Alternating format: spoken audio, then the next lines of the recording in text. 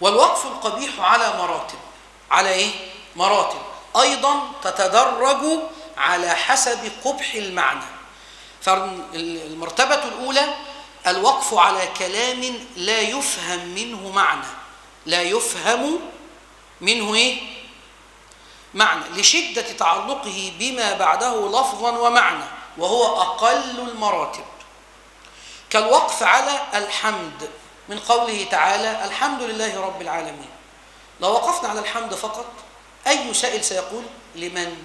ماذا تريد من الحمد؟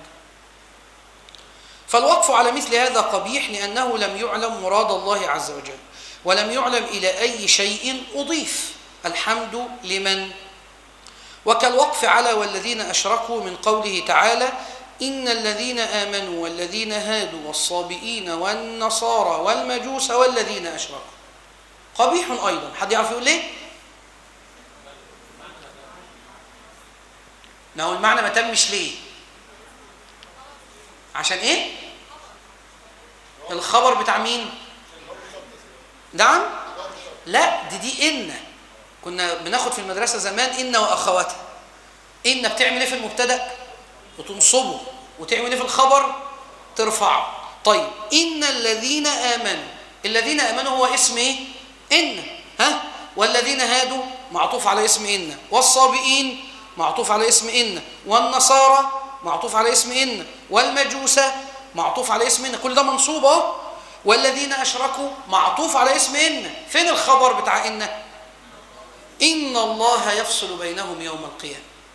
يبقى هو ده الخبر. جملة إن الله يفصل بينهم يوم القيامة هي الإيه؟ هي الخبر. بصوا يا إخوة، الخبر هو المتمم للمبتدأ، أو هو متمم المعنى للمبتدأ على تقدير مفهوم. يبقى واحنا بنقرأ أي جملة اسمية، ها إخوة اللي معانا انتبهوا، أي آية تبدأ بجملة اسمية أنا عود الطالب على كده. البداية تكون المبتدأ، الخبر هو الذي يتمم مهما تأخر. مهما إيه؟ تأخر. زي ما قلنا قبل كده إن الذين يكتمون ما أنزلنا من البينات والهدى من بعد ما بيناه للناس في الكتاب إلى الآن ما فهمناش حاجة. ها؟ أولئك يلعنهم الله. أدي الخبر. يبقى مهما يتأخر أنا بدور على مين؟ على الخبر المتمم. يبقى الوقف على والذين أشركوا، بعض الأخوة يقول لك إيه؟ كل ده يا شيخ وقف قبيح، ده أنا نفسي اتقطع أصلا. بس عشان هو بيقيس الوقف بالطول، يعني بسطرين 3 بعدد الكلمات. الشيخ محمد لما قال المعنى ما تمش، ايه اللي خلى المعنى ما يتمش؟ التعلق اللفظي اولا، ان لسه خبر ان ايه؟ لم يأتي بعد. خلاص ما احنا في اول، انتبهوا عشان ما نفضلش نكرر نفس الكلام. ارجع كده فوق الفصل الرابع الوقف القبيح، تاني فقرة، سبب التسمية. فلا يجوز للقارئ ان يتعمد الوقف عليه الا لضرورة ملحة. خلاص بقى، نفسك اتقطع، بكيت تأثرا من الآية، نسيت، هتقول ايه بعدها؟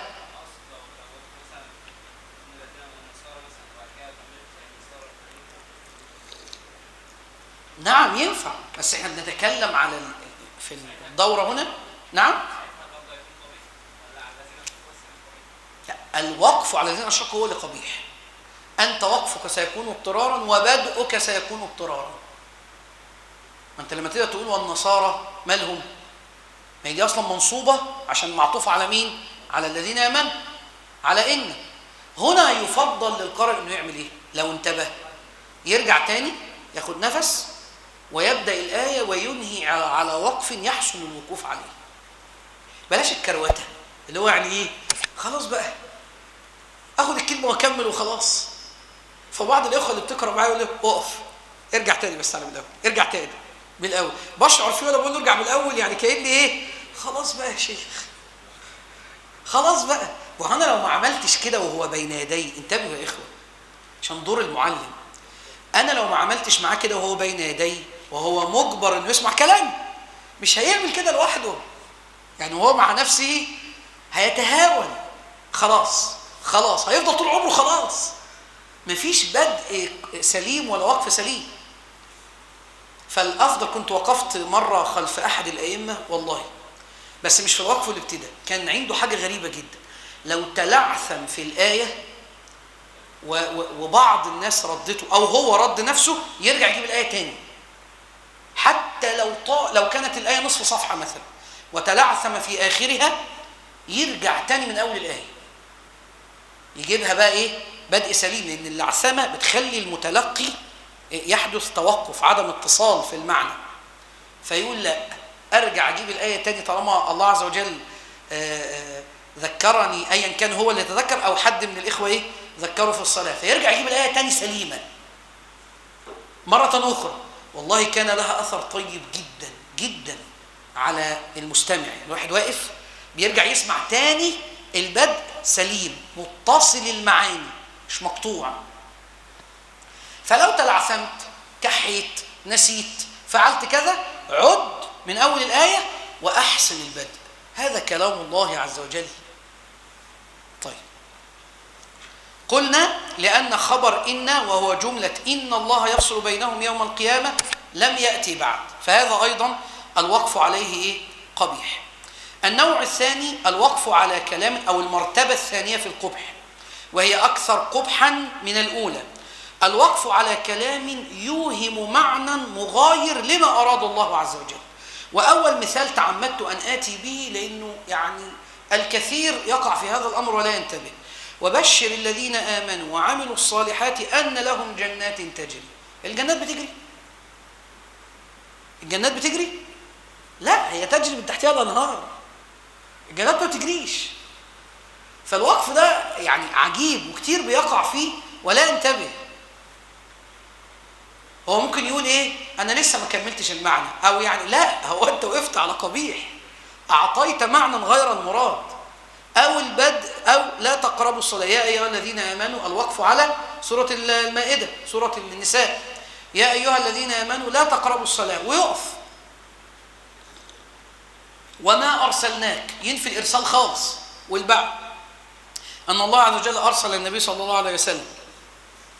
وهنا أشير إلى أمر مهم. هناك بعض الكلمات، خلي بالكم اللي هقوله مش موجود في الملزمة، هناك بعض الكلمات لو وقف عليها تعطي عكس معنى الكلمة المرادة، زي كلمة أمة، اللي هي لو وصلناها أمة، جمع يعني من الناس، قوم يعني. مثلا في سورة القصص: ولما ورد ماء مدين وجد عليه أمة، المعنى يروح لفين؟ وجد سيدنا موسى. هذا قد يقع لأن الوقف جعل التاء تبدل إلى هاء، واضح كده؟ وبقية التشكيل أصل الكلمة ما فيهوش خلاف، الهمزة مضمومة والميم مشددة بالفتح، فوجد عليه إيه؟ أمة. فالمعنى قد يذهب إلى هذا. فعلى مثل هذا ينبغي للقارئ إنه إيه؟ إنه يتنبه. أيضا إن إبراهيم كان أمة، إن إبراهيم كان أمة قانتا لله حنيفا. واخدين بالكم؟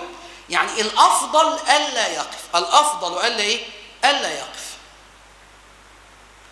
ومن يعني طريف ما نقل لنا من سلفنا القدامى أن الأستاذ بدر الدين محمد ابن بصخان رحمه الله كان كثير التندير، يعني الطالب لما يقف وقف خطأ كده يعمل معاه فكاهة كده من باب يعني إشاعة جو البهجة في الحلقة. يعني كان شخص يجمع عليه القراءات، فكان يجمع سورة المسد، فعندنا في قوله تعالى تبت يدا أبي لهب وتب، في يدا أبي مد، فهناك من يقصر وهناك من يوسط وهناك من يشبع. فالطالب عاوز يقف يقول ايه؟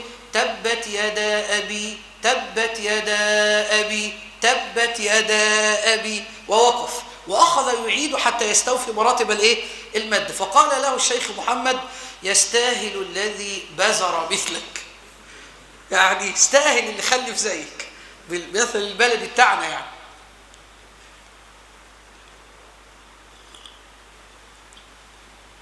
على اساس انه عمال يقف على ايه؟ تبت يدا ابي، قول تبت يدا ابي لهب، عشان يبقى المراد بمين؟ لهب يعني. وصلى احد الاعراب مع قوم فقرأ الامام قل ارايتم ان اهلكني الله ومن معي، فوقف فقال الاعرابي، يعني الاعرابي ده صلى مع قوم لهم امام، فلما الامام وقف على قل ارايتم ان اهلكني الله ومن معي، فقال الاعرابي للامام اهلكك الله وحدك، ما ذنب الذين معك؟ فالشاهد يعني بعض المواقف في الوقف الابتدائي فعلا يعني الطلبه لما بيقعوا فيها، وسبحان الله كان في وقف، كان احد الاخوه بيقرا معي بس من حوالي 10-12 سنه، ثم وجدت بعض الائمه المعاصرين يشير اليه في موقعه على التويتر انه حدث معه نفس الموقف في سوره الكهف، لما سيدنا موسى قابل الخضر، فكان طبعا سيدنا الخضر يعني هيستصعب انه هيسافر معاه ويمشي معاه، وسيرى بعض الامور التي ايه بعقله لن يقبلها او مش هيقدر يعني يقدرها يعني. ففي قوله تعالى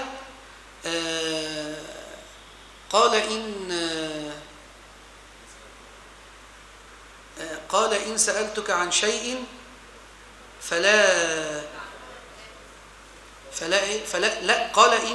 قال فإن اتبعتني فلا تسألني عن شيء، فالأخ اللي بيقرأ عليه قال فإن اتبعتني فلا تسألني عن شيء حتى أحدث، وراح واقف. فأنا قلت له لا يا ده كلام برضه. فالغريبة برضه إن اللي بيقرأ هو مش واخد باله، هو غالبا بيقف وهو ايه مش منتبه. قلت له لا انت كده رحت بالمعنى الكبير خالص، حتى احدث لك منه ذكرى، انتبه. والله هذا حدث معي والله فعلا منذ هذه السنين يعني. فوجدت بعض الاخوه القراء يعني اللي بيني وبينهم يعني تواصل يتندر بمثل هذا الموقف، حدث معه ايضا يعني اخ بيقرا عليه بنفس الطريقه يعني. فطبعا الوقف اللي ابتدى برضه بيحدث فيه طبعا بعض المعاني يعني الغريبه شويه. الدرجة الثالثة وهي الأشد قبحا، وهي الوقف على كلمة توهم معنى لا يليق بالله تعالى، كالوقف على إن الله لا يستحيي. وللأسف أكرر أن كثيرا من المعلمين يسمون هذا الربع بهذا الاسم، ابدأوا بربع إن الله لا يستحيي. حاجة عجيبة يعني، هو حتى وهو ينطق طبعا لا أقصد أبدا أنه يتعمد، لكن هي شوفوا وصل بنا عدم الانتباه للمعنى إلى فين؟ إلى أين؟ يعني لا ينتبه من شدة القبح اللي هو بيقوله للطلبة. وطبعا بقى معظم الطلبة يعملوا إيه؟ الشيخ قال لنا ابدأوا بربع إيه؟ إن الله لا، ويقف بنفس هذه الطريقة يعني. أو فبهت الذي كفر والله. انتبهوا من هذا المثال. طبعا الوقف التام عند فبهت الذي كفر، قال فإن الله يأتي بالشمس من المشرق فأتي بها من المغرب فبهت الذي كفر. ادي وقف تاني. بعض الإخوة يعني يحاول أن يتجاوز علامة الوقف دون أن يعلم المعنى المترتب على هذا التجاوز. طبعا من يتجاوز علامة الوقف بفهم لا مانع، لكن نتكلم على من يريد أن يتجاوز وهو لا يعلم لا قواعد العربية ولا قواعد المعنى.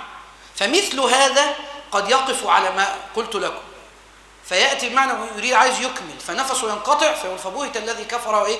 والله ويقف. أو يقف على إن الله لا يهدي، وهذا أيضا يحدث من كثير من المعلمين عندما يتلعثم الطالب في حفظه فيقف على مثل هذا، فالشيخ يقول له ايه؟ ان الله لا يهدي ايه؟ هو وشاخد باله ان هو يقول له ايه؟ ان الله لا يهدي مين؟ لا يهدي، ويقف. خلي بالكم برضه في توجيه الطالب، لو الطالب نسي الشيخ يقول له ان الله لا يهدي، ان الله لا يهدي، انتبه من المعنى الذي ايه؟ تشير اليه. او قوله تعالى فاعلم انه لا اله، ويقف على قبل الاستثناء إلا فينفي الألوهية مطلقا.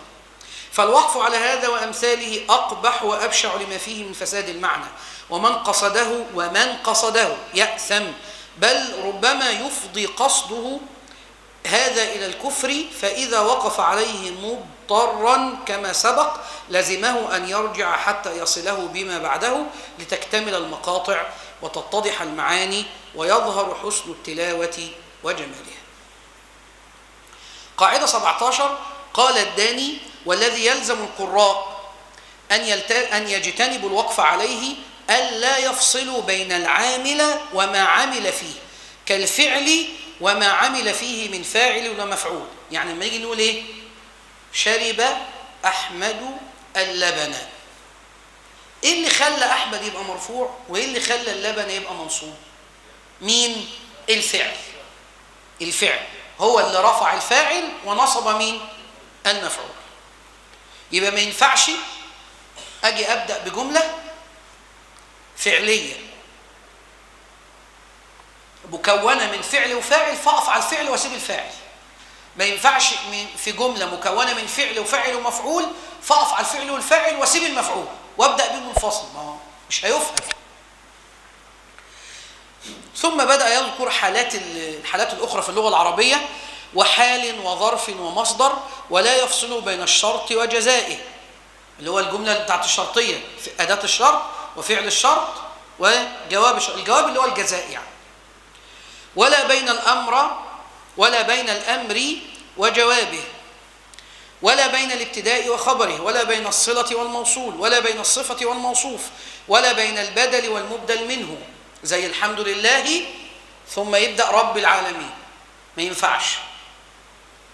ولا بين المعطوف والمعطوف عليه، ولا يقطع على المؤكد دون التوكيد، زي ايه؟ فسجد الملائكة كلهم أجمعون. كل أجمع يعني كلهم أجمع، دي من أدوات التوكيد. فعش أفصلهم عن مين؟ عن الملائكة، لازم كلهم يبقوا ايه؟ متصلين. ولا على المضاف دون المضاف إليه، ولا على شيء من حروف المعاني دون ما بعدها. قال الإمام الصفاقسي: ولا يتمكن من هذا إلا بمعرفة العربية، ولهذا كان تعلمها من أوكد ما عليه، لأن من لا يعرفها لا يوثق بعلمه ولا يعول على رأيه وفهمه. نختصر هذا الكلام: إن كنت لا تعلم التزم علامات الوقف، وإن كنت تعلم خالف العلامات بدليل مش بتذوق منك. واضح؟